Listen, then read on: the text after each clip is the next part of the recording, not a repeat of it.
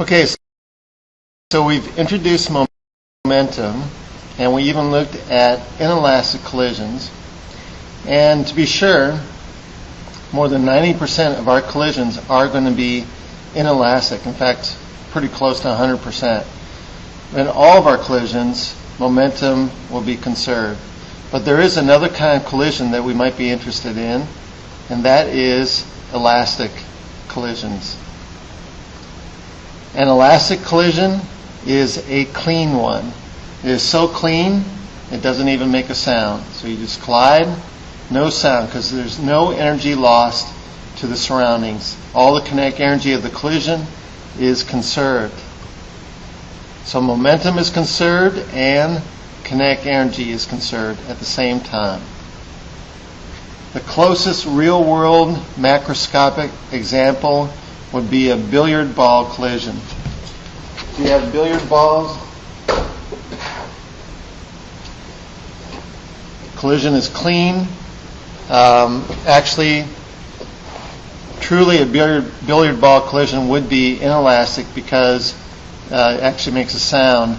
So a true collision wouldn't even make a sound as the energy is being transferred in a macroscopic sense. Closer to that would be air molecule collisions with the walls. They don't make a sound, and as you get down to the molecular level, then those kind of collisions are indeed elastic. So we have momentum is conserved, so the momentum before equals the momentum afterwards, and kinetic energy is conserved. Kinetic energy before equals the kinetic energy afterwards. So it might look something like this. We have mass times velocity 1 initial, mass 2, velocity 2 initial. They collide and go off after that. Momentum is conserved. Initial momentum equals the final momentum, but kinetic energy is also conserved.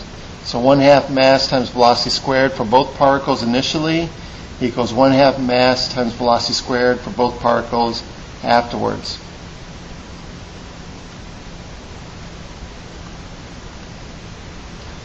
Well, let's take these two equations and let's manipulate them into one final neat result. Take a look at our momentum conservation, and if I were to put all the mass 1 terms on the left-hand side and all the mass 2 terms on the right-hand side, it'll look like this. And then factor out the mass 1 and mass 2. And so we have this equation, mass 1, V1 initial minus V1 final equals mass 2, V2 final minus V2 initial. We're going to call that equation number 1. Then we'll take kinetic energy conservation, and let's multiply all the way through by 2 to get rid of the 1/2. Put all the mass 1 terms on the left, all the mass 2 terms on the right, and we have this. We're going to have the difference of squares for the velocities on both sides, so let's factor those out for the difference of squares. And I have this, mass 1, V1 initial minus V1 final times V1 initial plus V1 final equals mass 2, V2 final minus V2 initial times V2 final plus V2 initial. We're going to call that equation number 2. Note that the left-hand side of equation number 1 is also present in the left-hand side of equation number 2. And the right-hand side of equation number 1 is also present in the right-hand side of equation number 2. So if those quantities are equal in equation number 1, they are equal in equation number 2 as well. I could divide equation 2 by equation 1, get rid of the equal quantities, and if I do that, I get this beautiful result. V1 initial plus V1 final equals V2 initial plus V2 final. That is only true for elastic collisions, that the sum of the velocities for one particle before and afterwards equals the sum of the velocities for the other particle before and afterwards. In billiard balls, if you hit straight on, with this coming in with some initial velocity, hits and that goes off, the sum of the velocities of this particle, which final velocity is being 0, so you just have V1 initial, equals the sum of velocity of this particle. Initial velocity was 0. Final velocity is the same as this coming in. So they just kind of transfer their velocities. This is a really neat equation, but it's probably not quite as useful as the two equations that we're just about to introduce on the next screen. Here's our general formula for elastic collisions. If you know the initial conditions, the masses and the initial velocities, you can find the final velocities from these equations. V1 final is going to equal to mass 1 minus mass 2 over mass 1 plus mass 2, V1 initial plus 2 mass 2 over mass 1 plus mass 2, V2 initial, velocity 2 initial. That is equation number 1. And then V2 final is equal to 2 mass 1 over mass 1 plus mass 2, V1 initial plus mass 2 minus mass 1 over mass 1 plus mass 2, V2 initial. It takes a little bit of algebra to derive these equations. Just have them somewhere handy so that you can use them. Only for elastic collisions. You can't use these equations for inelastic collisions. And we said inelastic collisions are about 99% of our collisions. So you can only use these equations for elastic collisions. But they're kind of neat to use when you can. For the special case where the second particle is at rest, then V2 initial is equal to 0, and only the first term survives in these equations. The second term is lopped off. So V1 final would equal mass 1 minus mass 2 over mass 1 plus mass 2, V1 initial, and V2 final is equal to 2 mass 1 over mass 1 plus mass 2, V1 initial, only if the second particle is at rest. In the case of the billiard balls, V1 final would equal mass 1 minus mass 2, which is 0, times V1 initial, which would be 0. V1 final stops. And V2 final would just equal 2 mass over 2 mass. It would just equal V1 initial. So it works for that case. Let's try it out for this situation. If V2 initial is 0 and a relatively light particle strikes a considerably heavy particle at rest, what's going to happen? Interesting. Let's consider that the heavy particle is infinitely larger than the light particle. So we'll use this, and we're going to say something like this. We're going to have a light particle coming in like this. It's going to hit the large particle. What's going to happen? Mass 2 is infinitely large compared to mass 1. And if that's true, if we look at that first equation, mass 2 is much bigger than mass 1. So in the numerator, we're simply going to have a negative m2. And in the denominator, we're going to have m2. So this is going to be a negative mass 2 over mass 2, or a negative 1, which means V1 final will simply be equal to negative V1 initial. It's just going to bounce off. So V1 will come in and just bounce off like that. Same magnitude, but just reversing direction. What about V2 final? We're going to have 2 times something really small, which is mass 1, over something really big, which is mass 2, infinitely large.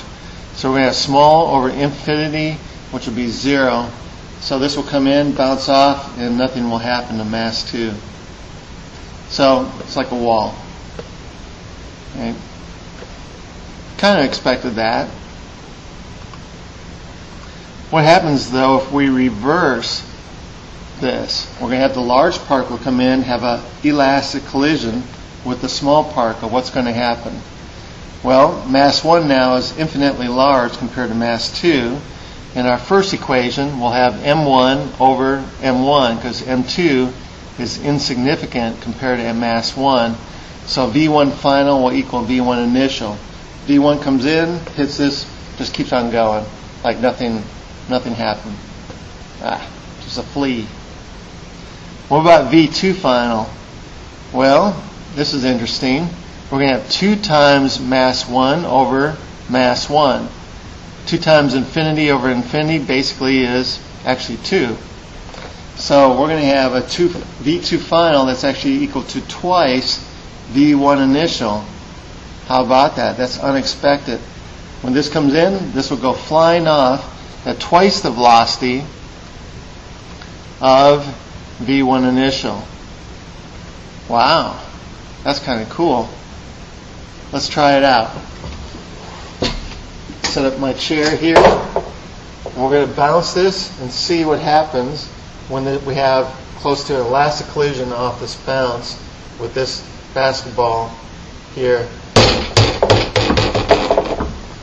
Let's try that again. It looked pretty good there, but I'm going to try again. Cool. I actually have a device, a toy, if you will, that I bought at the Space and Rocket Center, and it's called the Astro Blaster. Comes with its own goggles, and it's got 4 of these balls set up. And the idea is that with each collision, each successive ball gets twice the velocity of the previous ball. So if you were to take this out to your driveway and bounce this configuration off the driveway, this last ball, the red ball, will go flying. In fact, I've done this. I bought one of these and put the goggles on and went out to my driveway, bounced this configuration on the driveway. The red ball went flying high into the sky, and I could not tell where it went. Went to the neighbor's yard, maybe in the next county, I don't know. Couldn't find it. So I used the extra red ball that they give you and tried that out. Determined to make sure I kept track of where the ball went. Still lost it. Then used the third red ball. Lost that. So within 5 minutes, I lost all 3 red balls. So that's why this one is still in the package, because I know that if I opened it up, the red balls would be gone in no time. I don't see these sold anymore. It might be because they're not really hours of fun, even though they're kind of cool for 5 minutes. Or maybe they've got a few suits based on people poking their eyes out. So I don't know, but I haven't seen them. NASA uses this effect of this 2 velocity elastic collision effect when they send out probes that are destined for the outer solar system. Say if you want to go to Jupiter, you would not just shoot a rocket towards Jupiter because it's just too slow. You need more speed to do that, and we can't really get that kind of rocket power off of the Earth.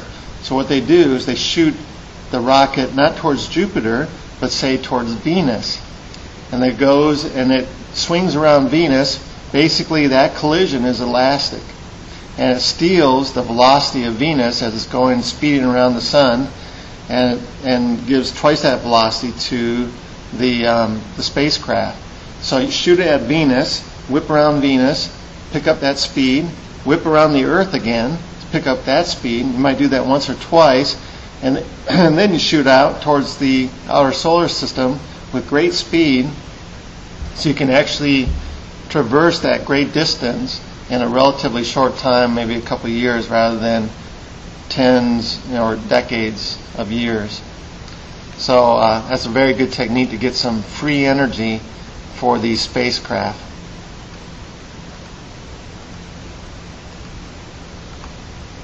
Here's another situation. Let's say you had a metal ball doing an elastic collision with another equally sized metal ball. And let's assume that the collision is pretty close to being elastic. What's going to happen? Well, it's like the billiard ball collision. If they're the same mass, then V1 final will have in the numerator here mass minus mass, which would be 0. V1 final will equal V2 initial will equal 0. And then V2 final will equal 2 times the mass over 2 times the mass. In other words, V2 final will equal V1 initial. So they basically will transfer their speeds. And that's the only way that we can conserve momentum, which is a linear function, mass times velocity, with kinetic energy, which is really based on the velocity squared. So in order to conserve both at the same time, we basically just have to transfer the velocity. Here's Here's the setup. You've probably seen this device. There's a name of this device. You may have heard that it's called Newton's Cradle. But when I bought this at Maury's Gifts at the mall, they had another scientific name for it. They called it Executive Stress Reliever. So that is the technical name for this device, Executive Stress Reliever.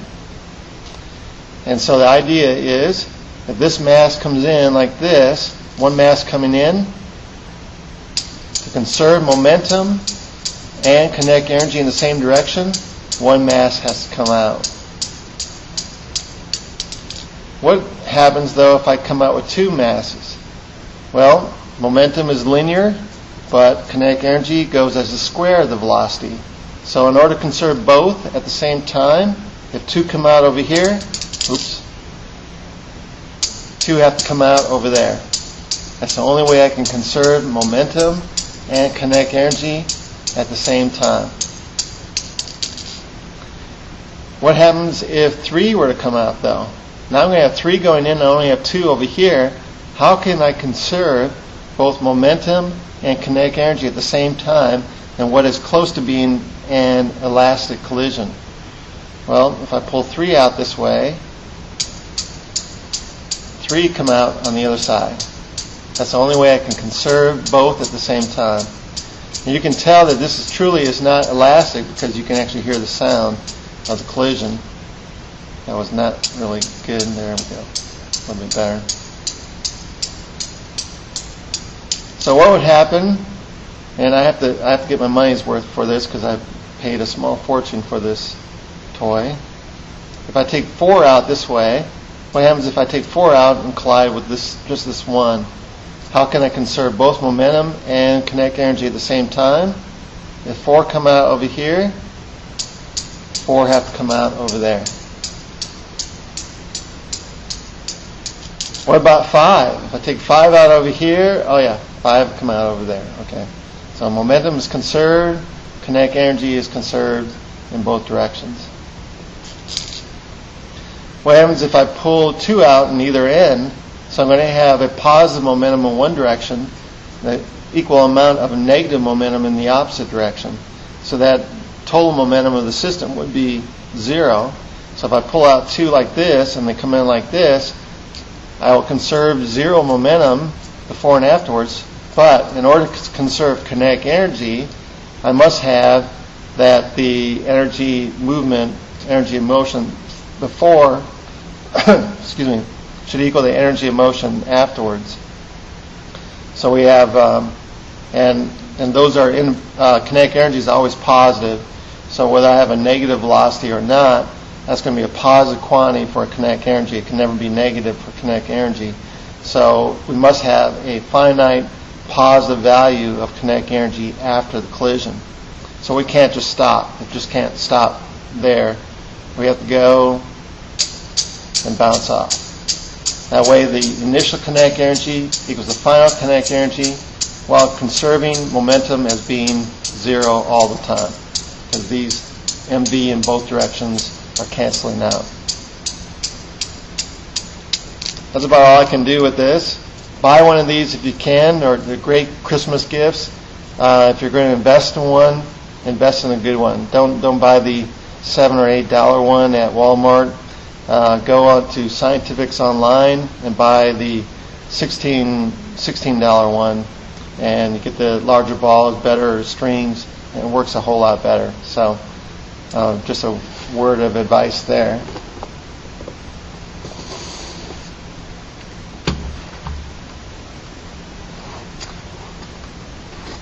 Let's try an elastic collision problem. A 5-gram object moving to the right at 20 centimeters per second makes an elastic head-on collision with a 10-gram object that is initially at rest. Find the velocity of each collision, each object after the collision. Well, if we look at momentum conservation, the initial momentum, which is all with mass 1, since mass 2 is initially at rest, we have m1 v1 initial is equal to the final momentum mass 1 V1 final plus mass 2 V2 final. Putting in our numbers, we have 5 grams times V1 initial equals 5 grams V1 final plus 10 grams V2 final. Grams in terms of kilograms here.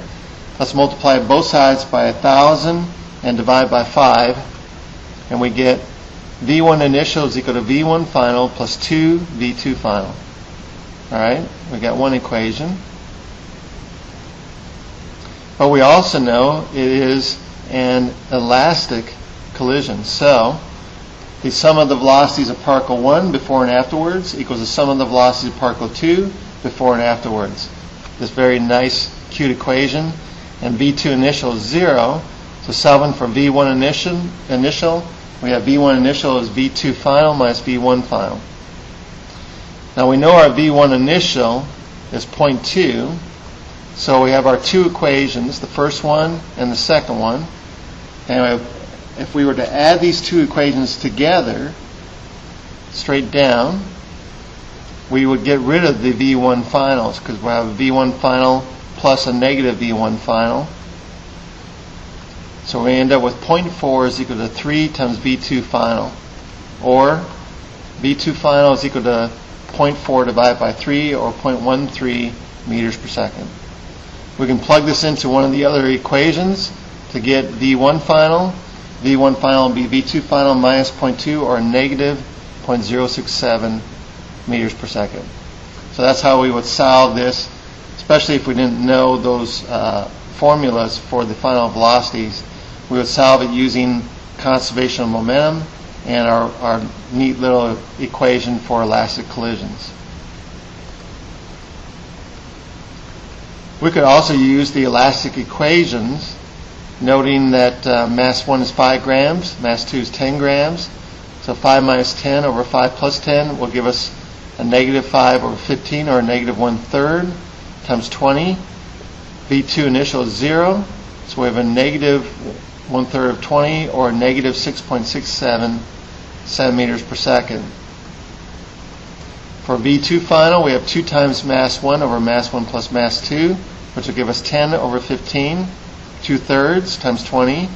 Again, V2 initial is 0. 2/3 of 20 is 13.3 centimeters per second. Same answers, much quickly. So I just kind of did it both ways. The long way, solving two equations with two unknowns, and the short way using our formulas, maybe so you could appreciate the formulas a little bit better, noting that it can make these kinds of problems a whole lot easier.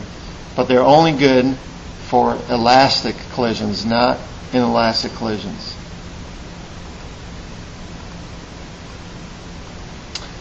What is the fraction of the initial kinetic energy transferred to the 10-gram object? Well, our initial energy is 1/2 mass 1, velocity 1 initial squared, and that is 1/2 times 5 grams, 0.2 meters per second squared, or 1 times 10 to the minus 4 joules. Our final kinetic energy of mass 2 is 1/2 mass 2 V2 final squared, 1/2 times 10 grams, 0.133 meters per second squared, 8.84 times 10 to the minus 5 joules. So we transferred a fraction of 8.84 times 10 to the minus 5 over 10 to the minus 4, or 0.884 of the total energy. 88.4% of the energy was transferred from mass 1 to mass 2. Kind of neat. Momentum was conserved as well. What about two-dimensional collisions? Let's say we had a mass coming in and it's going to have a glancing collision with mass 2 in such a way that the two of them are going to go off at an angle from the initial direction.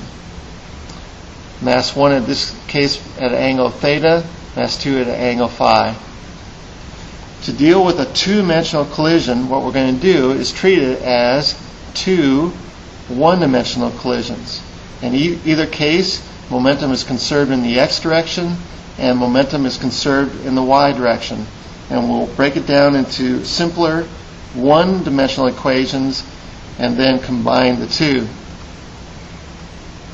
So in the x direction, mass times velocity 1 initial in the x direction, whatever that component is plus mass 2 v2 initial in the x direction should equal mass 1 v1 final in the x direction plus mass 2 v2 final in the x direction. We take all of our velocities only in the x components and treat our one equation to rule them all, our momentum equation, in the x direction accordingly. Do the same thing for the y direction. The initial momentum should equal the final momentum in the y direction using only y components of velocities. In a special case of an elastic collision where the two masses are actually equal and one mass is initially at rest, if you have a glancing collision in that special case, we would find through geometry and a little bit of algebra, it takes about a page and a half, you can show that the sum of those angles after the collision is equal to 90 degrees. How about that? They will go off from each other at a right angle. You could use this in the game of billiards. If you were to shoot and aim at some point on the other ball, you will know that they'll go glancing off and they'll go off at a 90-degree angle with respect to each other. And you can use that to figure out the angle you need in order to hit the ball into the corner pocket. This could make you some money, so I'm just giving you some physics that can possibly put some money in your pocket, so to speak. Let's look at a two-dimensional problem. A 90-kilogram fullback moving east with a speed of 5 meters per second is tackled by a 95-kilogram opponent running north at 3 meters per second. If the collision is perfectly inelastic, calculate the velocity of the players just after the tackle and the kinetic energy loss as a result of this collision. Can you account for this missing energy?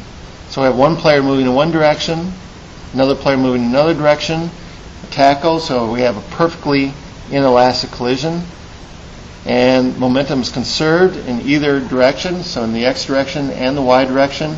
Total momentum will be the vector sum of these two, which will be mass times final velocity in some angular direction. It's perfectly inelastic in x and y directions, so our initial momentum is supplied by player 1 in the x direction. That should equal the final total mass times their final velocity in the x direction. Momentum is conserved in the x direction. So our final x velocity will equal the momentum of player 1 plus divide by the total mass of the system. 90 kilograms times 5 meters per second over 185 kilograms, 2.43 meters per second. In the y direction, only player 2 has momentum initially, and so that momentum should be conserved. Mass 2 v2 initial should equal their total mass times their common final velocity in the y direction. That velocity will be the momentum supplied by player 2 divided by the total mass of the system for this inelastic collision. 95 kilograms times 3 meters per second over 185 kilograms, 1.54 meters per second is their final velocity in the y direction immediately after the collision. So the magnitude of their final velocity, since they're perpendicular, these components, will be, by the Pythagorean theorem, the x velocity squared plus the y velocity squared, square root, which will give us 2.88 meters per second. And the angle that they go off at is the inverse tangent of the y component over the x component. Inverse tangent of 1.54 over 2.43, 32.4 degrees. So if the defensive player can make this calculation before the hit, they can calculate that they can make the stop before the guy crosses the first down marker, and hence get the ball on downs and hopefully win the game. So this is one of the things that the defensive players have to do on the fly. They have to make these calculations in their head while they're playing the football game, or just kind of wing it.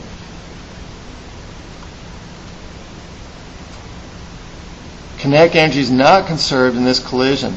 Our initial kinetic energy is the initial kinetic energy of both masses, 1/2 m1 v1 initial squared plus 1/2 mass 2 V2 initial squared.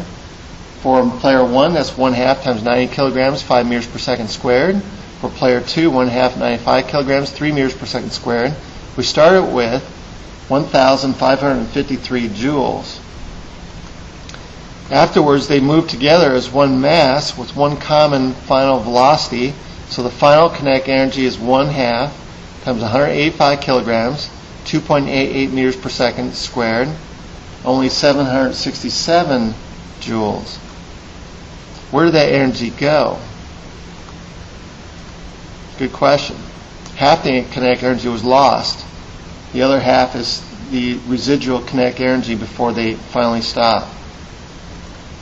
Well, they're going to heat up because of the collision. There's going to be heat, and there might be some indentation of the pads that might spring back, so that energy could come back.